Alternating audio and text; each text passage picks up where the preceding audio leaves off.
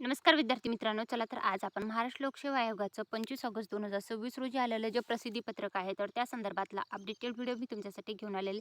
विषय आहे राज्यसेवा मुख्य परीक्षा 2025 साठीचं मुलाखत कार्यक्रमाबाबतचं आलेलं हे महत्त्वाचं अपडेट आहे.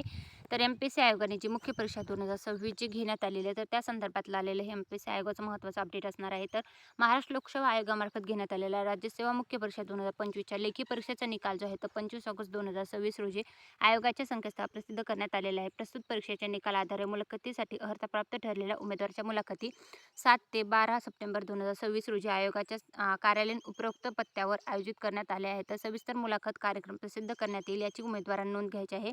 दिव्यांग उमेदवारांनी मुलाखतीकरता उपस्थित राहताना उमेदवारास वैद्यकीय मंडळाकडून प्रमाणित केलेले वैद्यकीय तपासणी पत्र मुलाखतीच्या वेळी सादर करणे अनिवार्य असणार आहे याची उमेदवारांनी नोंद घ्यायची आहे. तर राज्यसेवा मुख्य परीक्षेमध्ये पात्र ठरलेल्या उमेदवाराच्या नावाची यादी सोबतच जे आहे निकालासंदर्भातली यादी, कट ऑफ संदर्भातली यादीचा व्हिडिओ मी ऑलरेडी आपल्या चॅनलवर टाकलेला आहे.